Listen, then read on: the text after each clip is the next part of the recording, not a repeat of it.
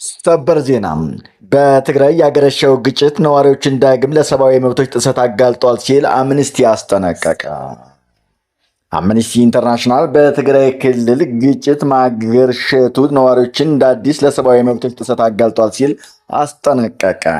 የፌዴራል መንግስትና የትግራይ ክልል ባለስልጣናት እንደ የንጹሃን ደህንነት ማስጠበቅ ላሉ ዓለም አቀፍ የሰብአዊ መብቶች መሪዎች እንዲገዙም ጠይቀዋል። ዓለም አቀፉ የሰብአዊ መብት ተቋም ይህን ያለው በሳምንቱ መጨረሻ የተከሰተውን ግጭት በተመለከተ ትናንት ሰኞ ሐምሌ 27 2018 ባወጣው መግለጫ ነው።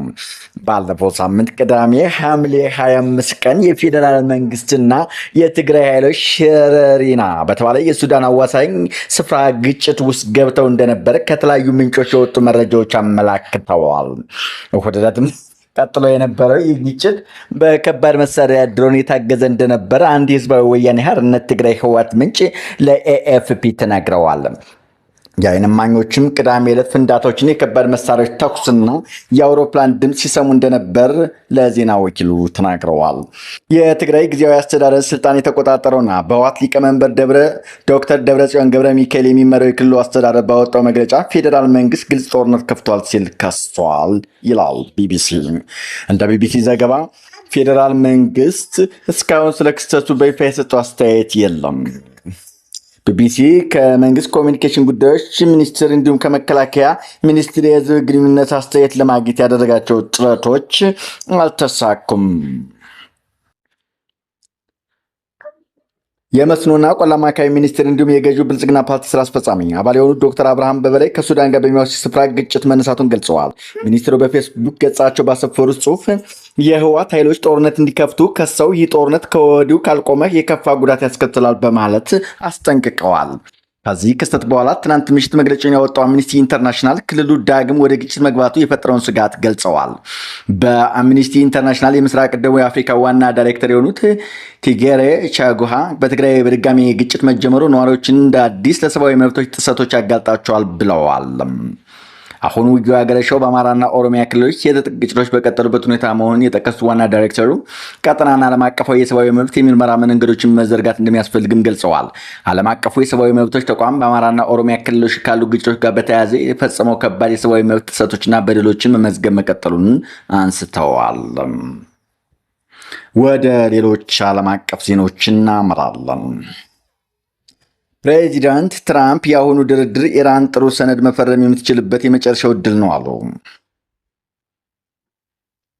ፕሬዚዳንት ትራምፕ የአሁኑ ድርድር ከቴህራን ጋር ጥሩ ድርድር ይኖራል የሚል አቋማቸውን የጸኑት የአሜሪካው ፕሬዚዳንት ዶናልድ ትራምፕ አሁን የሚደረገው ንግግር ኢራን ጥሩ ሰነድ መፈረም የምትችልበት የመጨረሻው እድል መሆኑን ተናገሩ። ኢራን በበኩሏ በሆርሙዝ ወሽመጥ የሚደረግ የመርከብ ጉዞን ለማስጀመር የሚያስችል ጊዜያዊ መስመርን በተመለከተ ከኦማን ጋር እየተደራደረች መሆኑን አስታውቃለች። በመካከለኛው ምስራቅ የነዳጅ ጫኝ መርከቦች በአሁኑ ወቅት የተጋረጠባትን ስጋት ኢራን ጦርነት ከተጀመረበት ጊዜ ከታዩት የከፋው መሆኑን ባለሙያዎች ተናገሩ። ባለሙያዎቹ ይህን ያሉት ሌላኛው ወሳኝ የቀጠናው የባህር መስመር በመሆኑ ቀይ ባህር ላይ ድንገተኛ ጥቃቶች ከተፈጸሙ በኋላ ነው። ቀይ ባህር የኢራን ሆርሙዝ ወሽመጥን ከዘገች በኋላ አንዳንድ መርከቦች ሲጠቀሙበት የነበረ አማራጭ መስመር ነው። ፕሬዚዳንት ትራምፕ የአሁኑ ድርድር ኢራን ጥሩ ሰነድ መፈረም የምትችልበት የመጨረሻው ዕድል ነው ብለዋል። ቴህራን ይህን ያስታወቀችው ፕሬዚዳንት ትራምፕ የኢራን ጦርነት ለመቋጨት የሚካሄደውን ንግግር ሰኞ ዕለት እንደሚጀምርና ለድርድሩ ሲባል አገሪቱ ላይ ሊፈጸም የነበረ ከባድ ጥቃት እንዲቆም ማድረጋቸውን ከገለጹ በኋላ ነበረ። ትራምፕ ድርድሩ ላይ የትኞቹ አካላት እንደሚሳተፉ በግልጽ አልተናገሩም። ኢራን ግን ከአሜሪካ ጋር እየተደራደረች እንዳልሆነ፣ ለድርድር የመቀመጥ እቅድ እንደሌላት ገልጻለች።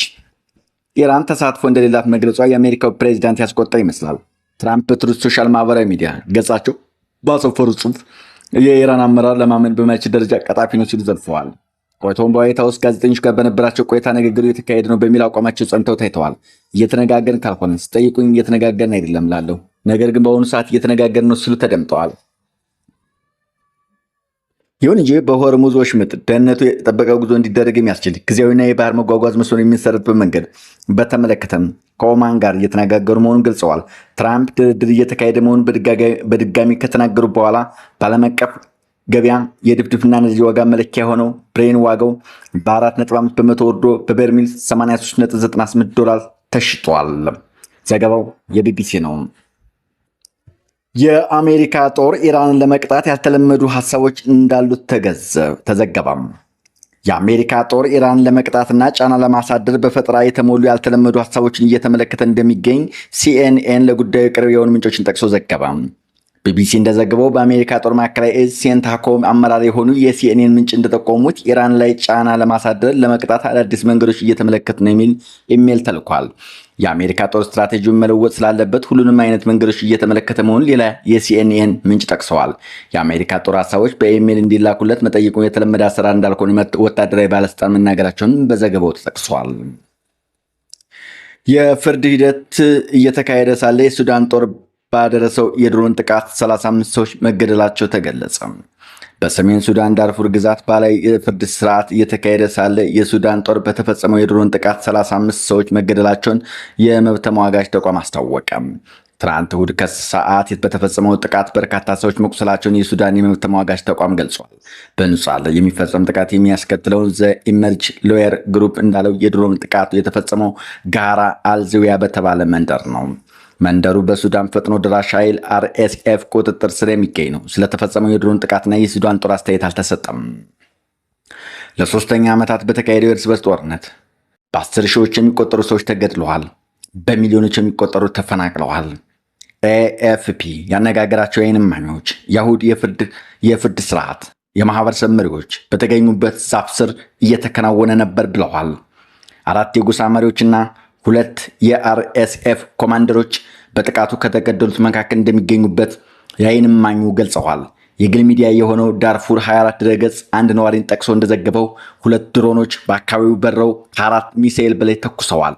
የመብት ተሟጋቾች ቡድኑ የድሮኑን ጥቃቱን አውግዞ ምርመራ እንዲደረግ ጠይቋል። ንጹሐን ዜጎችና መሰረተ ልማት ኢላማ ማድረግ ከዓለም አቀፍ የሰብአዊ መብት ጋር የሚጻረር እንደሆነም ገልጸዋል።